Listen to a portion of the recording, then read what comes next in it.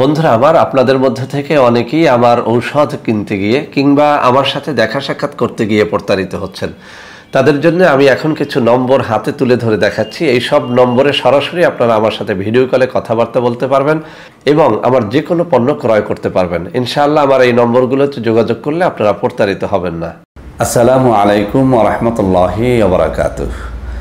বন্ধুরা আমার, আপনারা সবাই জানেন সাইফুল টিভি ইউটিউব চ্যানেলটি এখন শুধুমাত্র বাংলাদেশ নয়, সমগ্র বিশ্ববাসীর কাছে এক জনপ্রিয় ইউটিউব চ্যানেল। তো বন্ধুরা আমার, আমরা সবাই জানি যে জিনিস যত বেশি জনপ্রিয় সেই জিনিসের তত বেশি নকল বের হয়। আপনারা ইদানিং সবাই লক্ষ্য করেছেন আমার নাম দিয়ে ইউটিউবে এবং ফেসবুকে অসংখ্য অগণিত ভুয়া চ্যানেল খোলা হয়েছে, যেসব চ্যানেল থেকে আমাদের প্রোডাক্টগুলোকে নকল করে আপনাদের সাথে প্রতারণার মাধ্যমে লাখ লাখ টাকা হাতিয়ে নেওয়া হচ্ছে। তো বন্ধুরা আমার, আপনারা যাতে প্রতারণার হাত থেকে বাঁচতে পারেন সেজন্যে আমি এখন আপনাদের সামনে একটা কাগজ তুলে ধরছি, যে কাগজটির মধ্যে বাংলাদেশে আমাদের সমস্ত অফিসের অ্যাড্রেস রয়েছে এবং প্রত্যেকটা অফিসের মোবাইল নাম্বার রয়েছে।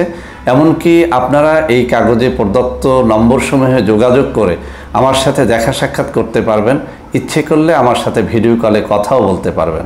তো বন্ধুরা আমার, এই যে কাগজটি, এই কাগজটির একটা স্ক্রিনশট যদি আপনি রেখে দেন তাহলে ইনশাআল্লাহ এখন থেকে আপনি আর প্রতারিত হবেন না। অর্থাৎ এই কাগজে দেয়া নম্বরসমূহে যোগাযোগ করলে আপনারা সরাসরি আমার সাথে দেখা সাক্ষাৎ করতে পারবেন, কোন অফিসে কত তারিখে থাকবো তা জানতে পারবেন এবং আমাদের সকল প্রোডাক্টের আপডেট নিউজ জানতে পারবেন, আপডেট দামটা জানতে পারবেন। তো বন্ধুরা আমার, প্রতারণার হাত থেকে বাঁচতে এখন থেকে আমার হাতে তুলে ধরা নম্বর ব্যতীত কোনো নম্বরে আপনারা যোগাযোগ করবেন না। সরাসরি এই সব নম্বরে যোগাযোগ করে আমাদের প্রোডাক্টগুলো ক্রয় করলে আপনারা প্রতারিত হবেন না ইনশাআল্লাহ। সবাই ভালো থাকবেন। আসসালামু আলাইকুম। আসসালামু আলাইকুম ওয়া রাহমাতুল্লাহি ওয়া বারাকাতুহু। বিসমিল্লাহির রহমানির রহিম। আলহামদুলিল্লাহি রাব্বিল আলামিন ওয়াল আকিবাতু লিল মুত্তাকিন ওয়াসসালাতু ওয়াসসালামু আলা নাবিয়্যিহি মুহাম্মাদিন ওয়া আলিহি ওয়া আসহাবিহি আজমাইন। আম্মা বাদ।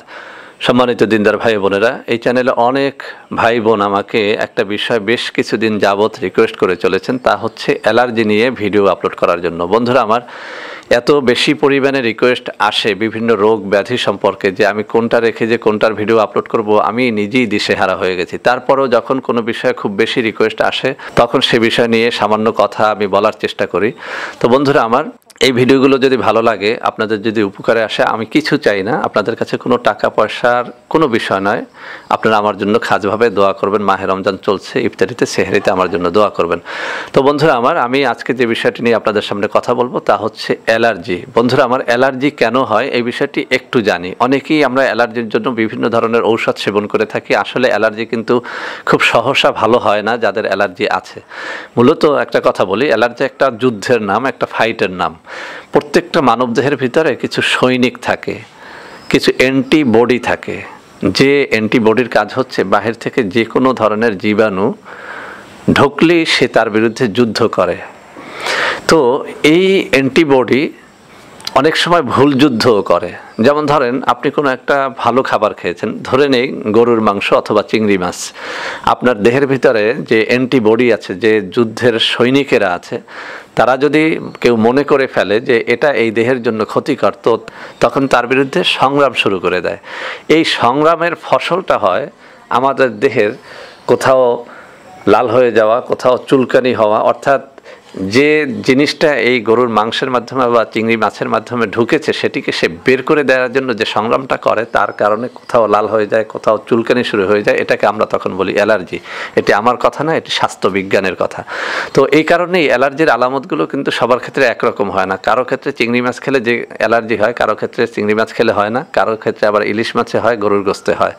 তো যার দেহের অ্যান্টিবডি যেটার বিরুদ্ধে যুদ্ধ করে, তার দেহে ওই জিনিসটাকেই আমরা বলি যে ওই জিনিসটা খেলে তার অ্যালার্জি শুরু হয়ে যায়। এই জন্য অ্যালার্জির সর্বপ্রথম বাঁচার উপায় হচ্ছে আপনি যে জিনিসটি খেলে আপনার অ্যালার্জি শুরু হয় সেই জিনিসটি থেকে আপনার একটু বেঁচে থাকা। যদি আপনার চিংড়ি মাছ খেলে অ্যালার্জি শুরু হয়, চিংড়ি মাছ খাওয়া থেকে বিরত থাকা, গরুর গোশত খেলে যদি আপনার অ্যালার্জি হয় সেটা থেকে বিরত থাকা, আরেকজনের এটাই হতে নাও পারে, আরেকজনের হতে পারে হাঁসের ডিমে, তার সেটি বর্জন করা। এভাবে এটি হচ্ছে সহজ নিয়ম।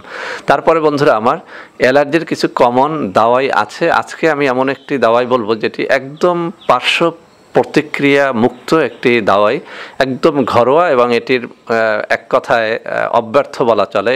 যারাই ব্যবহার করেছে তারা বেশ ফল পেয়েছে। সেটি হচ্ছে কিছু কাঁচা হলুদের গুঁড়া আপনি সংগ্রহ করবেন।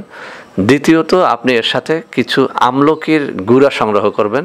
3 নম্বর হচ্ছে আপনি নিম পাতার গুঁড়া সংগ্রহ করবেন। এর মধ্যে কাঁচা হলুদের গুঁড়া, আপনি কিছু হলুদ আপনি এনে আপনি বেটে সেটিকে রোদে শুকিয়ে সেটিকে আপনি ব্লেন্ডারে দিয়ে গুঁড়া করে নিতে পারেন। এরপরে আমলকি আপনি রোদে শুকিয়ে সেটি ব্লেন্ডারে গুঁড়া করে নিতে পারেন। আর নিম পাতা, সেটিও আপনি যে কোনো জায়গা থেকে সংগ্রহ করে আপনি রোদে শুকিয়ে সামান্য হাত দিয়ে এভাবে চাপ দিলেও কিন্তু সেটা গুঁড়া হয়ে যায়। এই 3টা পাউডার আপনি সংরক্ষণ করবেন।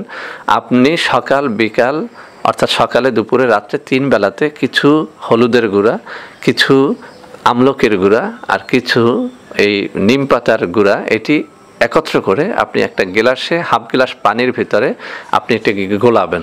অর্থাৎ আপনি চা চামচের 1 চামচ করে নিয়ে হাফ গ্লাস পানির মধ্যে এটি গোলাবেন। আপনার এটি এমন একটা তিতো হয়ে যাবে, যেহেতু এর সাথে নিম পাতা রয়েছে, আপনি খেতে চাইবেন না, সেহেতু আপনি এর সাথে কোনো মিষ্টি জাতীয় একটু ইক্ষু গুড় আপনি মিলিয়ে নিতে পারেন, বা একটু চিনি মিলিয়ে নিতে পারেন, একটু মধু মিলিয়ে নিতে পারেন। এরপরে আপনি সেটাকে নেড়ে আপনি সাথে কিছু ইসবগুলের ভুসিও দিতে পারেন। এই 4টা উপাদান আপনি নেড়ে যখন সেটি শরবতের মতো হয়ে যাবে, আপনি চক্ষু বন্ধ করে, যদি খেতে কষ্ট হয় নাক বন্ধ করে আপনি খেয়ে নেবেন। এভাবে যদি আপনি 1 মাস খান, আপনি পরীক্ষা করে দেখেন আপনার দেহের ভিতরে যে অ্যালার্জির ভাবটা, গরুর গোশত খেতে পারেন না, দুধ খেতে পারেন না, ডিম খেতে পারেন না, চিংড়ি মাছ খেতে পারেন না, এটি চলে যাবে। আর যদি আপনি হিস্টাচিন খান, আমাদের ফার্মেসিতে যে সমস্ত ঔষধগুলো আছে সেগুলো যদি আপনি খান, আপনি খেতে পারেন, কিছু সময় উপশম পাবেন, কিন্তু আপনি কিন্তু এটি লাইফ টাইম উপশম পাবেন না। কিন্তু আজকে যে ঘরোয়াটির কথা বললাম একদম সহজ।